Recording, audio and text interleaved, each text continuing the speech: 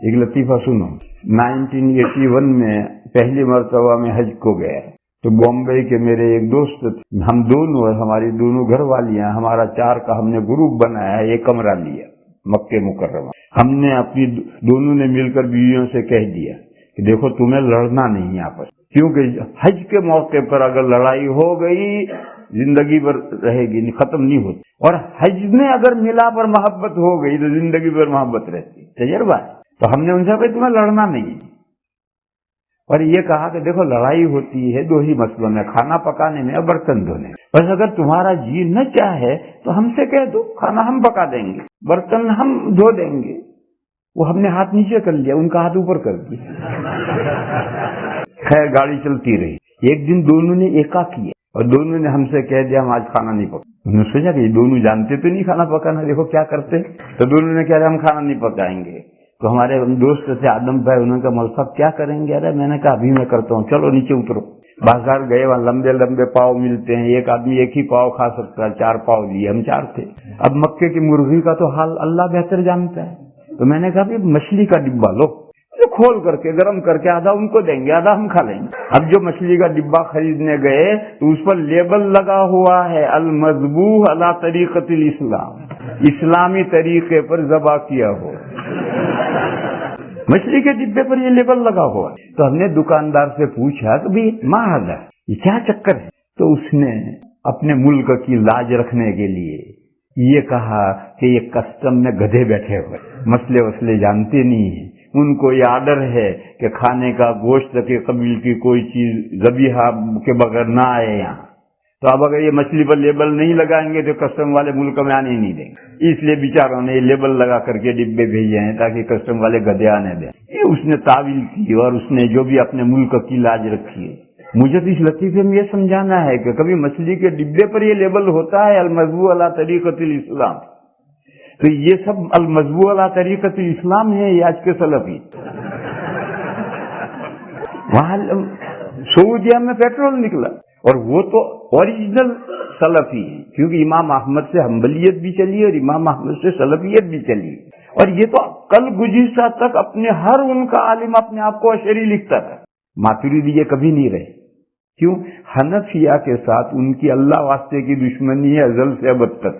حنفیہ سے ان سلفیہ نہیں, یہ جو غیر مقلدین ہیں ہندوستان کے یا کہیں کے بھی, جو غیر مقلد ہوگا وہ ان کو امام ابو حنیفہ سے اللہ واسطے کی دشمنی.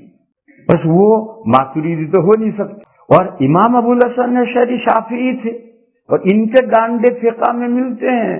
شوافی بھی رفع دین کرتے ہیں, یہ بھی کرتے ہیں, وہ بھی فاتحہ پڑھتے ہیں, یہ بھی فاتحہ پڑھتے ہیں, وہ بھی آمین جہرن کہتے ہیں, یہ بھی آمین جہرن کہتے ہیں.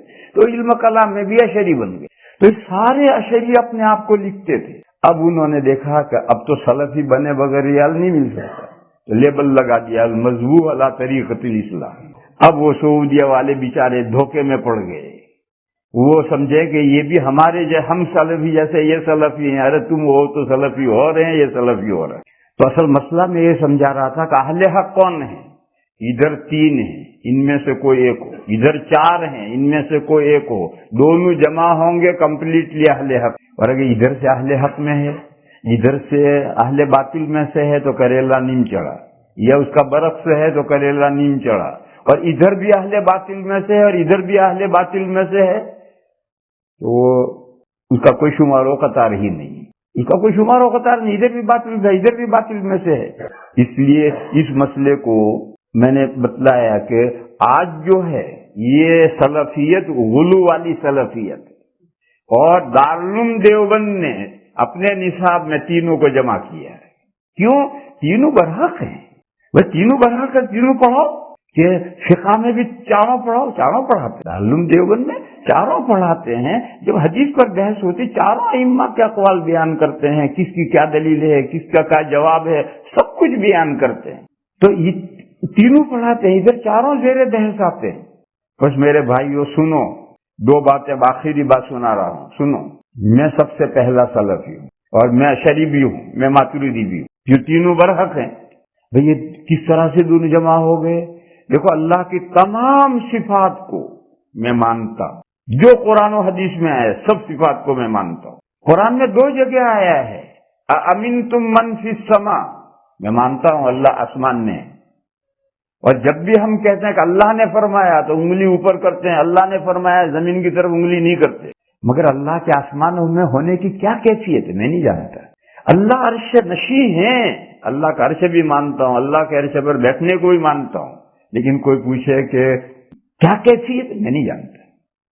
अल्लाह का चेहरा भी है मानता हूं मैं, अल्लाह का हाथ भी है मानता हूं मैं, अल्लाह की पिंडली भी है मानता हूं मैं, मगर कोई कहे कि कैसे मैं नहीं जानता।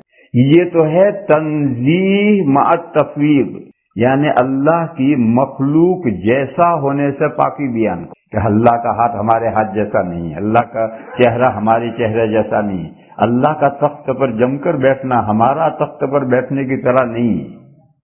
ये तो हुई तंजीह। और मअत तफवीद अल्लाह के हवाले करो कि कैसा हमें नहीं मालूम कैसा, अल्लाह अपनी सिफात को बेहतर जानते। ये है सलफियत। और असल हमारा मजहब यही है, उलमाए देवबंद का असल मजहब यही है। लेकिन बीमार जहनों को कंट्रोल में करने के लिए वो बेकंडे के लोटे इधर उधर लुढ़क न जाएं, वो कुछ का कुछ अनाप शनाप सोचे न। तो मैं अल्लाह की सिफात की मुनासिब तावील यानी दर्जे एहतिमाल में मतलब बयान करने को भी जायज कहता हूँ, जरूरी नहीं। हमारा असल मजहब तंजीम और तफवीद है। बस अगर कोई शख्स बयान करता है कि क़यामत के दिन अल्लाह कुल्लु मन अलैहा फानिन व यबका वजहु रब्बिका ज़ुल जलाल वल इकराम, जमीन पर जो कुछ है खत्म हो जाने वाला है, और तेरे परवरदिगार जो ज़ुल जलाल वल इकराम है उनका चेहरा ही बाकी रहने वाला है। तर्जमा किया। फिर मैं कहूं यानी अल्लाह की जात बाकी रहेगी। तो ऐसा कहने में क्या आसमान टूट पड़ेगा, इसको मैं जायज समझता हूं। अशारा जायज कहते हैं, मातुरीदिया जायज कहते हैं, मैं भी जायज कहता हूं। अशारा और मातुरीदिया ऐसी तावील करने को वाजिब और फर्ज नहीं कहते, क्योंकि तावील तो फर्ज और वाजिब हो ही नहीं सकती। तावील तो दर्जे एहतिमाल में मतलब होता है, वो तो फर्ज और वाजिब हो ही नहीं सकती, ज्यादा से ज्यादा जायज हो सकती। जिस दिन पिंडली खोली जाएगी यौम युक्शफ़ु अन साक़िन, और लोगों को हुक्म दिया जाएगा करो अल्लाह को सजदा, वो युदऔना इला सुजूद फला यस्ततीऊन, सजदा नहीं कर सके। यानी जिस दिन अल्लाह की खास तजल्ली जाहिर होगी और लोगों से मैदान महशर में कहा जाएगा इस तजल्ली के सामने सजदा करो, जिन्होंने दुनिया में सजदा किया वो सजदा कर सकेंगे, और जिन्होंने दुनिया में अल्लाह को सजदा नहीं किया यानी कुफ्फार, वो उस तजल्ली के जाहिर होने पर सजदा नहीं कर सकेंगे। फला यस्ततीऊन। अगर ऐसा मतलब बयान किया जाए तो सुनने वाले जो बीमार जहन हैं बस वही तक रुकेंगे, उससे आगे इधर उधर कुछ नहीं सोचेंगे। ऐसी तावील को हम जायज कहते हैं। तो खुलासा बात का खुलासा ये है कि आजकल के जो सलफी हैं, चाहे वो जाहिरी हों, गैर मुकल्लिद हों या सऊदिया वाले हम्बली सलफी हों, ये सब गुलू कर चुके हैं इमाम अहमद के बाद से, और वो गुलू करते करते यहाँ तक पहुंच गए हैं कि उनके यहाँ सारा अकीदे और सारे इल्म कलाम इन दो बातों में घुस गया है कि अल्लाह को अर्श पर बैठा हुआ मानो, अल्लाह को आसमान पर उतरता हुआ मानो तो तुम मुसलमान हो, वरना तुम मुसलमान ही नहीं हो। इसलिए मेरे भाइयों इस मसले को अच्छी तरह से समझो कि सलफियत ये थी, और ये 3 इल्म कलाम में हक थे, और ये 4 हक हैं। क्यों? इनका एक नाम है अहलुस सुन्ना वल जमा। ये चारों अहलुस सुन्ना वल जमा नाम के तहत में है, इसलिए चारों है। पर जो भी अहलुस सुन्ना वल जमा से खारिज है वो अहले हक में से नहीं है, और जो भी इन 3 में से खारिज है वो अहले हक में से नहीं है। और आज के सलफी इन 3 में से नहीं है, वो सलफी और थे, ये सलफी और है। ये सलफी नहीं है तो अल्लाह के लिए जिस्म मानने वाले, अल्लाह को मखलूक के मुशाबे मानने वाले, अल्लाह के लिए जहत मानने वाले, अल्लाह के लिए मकानियत मानने वाले हैं। वाखिर दावाना अनिल हम्दुलिल्लाहि रब्बिल आलमीन। दुरूद शरीफ पढ़ो, भाई दुआ करें।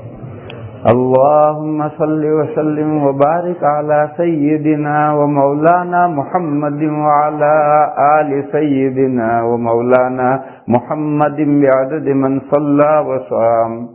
या इलाहुल आलमीन हमारी खताओं को माफ फरमा। या अल्लाह हमें दीन हक समझने की तौफीक अता फरमा। या अल्लाह हक को हमारे लिए वाज़ेह फरमा। یا اللہ ہمیں گمراہیوں سے بچا، ہمیں راہ راست پر مضبوط فرما،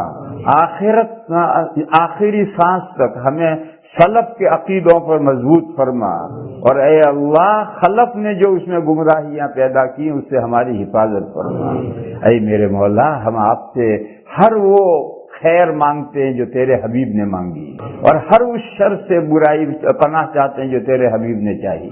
یا اللہ ہمارے اکٹھا ہونے کو بھی خیر کا باعث بنا، اور ہمارے جدا ہونے کو بھی خیر کا باعث بنا۔ یا اللہ ہماری مغفرت فرما، ہمارے ماں باپ کی مغفرت فرما، اور تمام مسلمان مردوں کی اور مسلمان عورتوں کی مغفرت فرما۔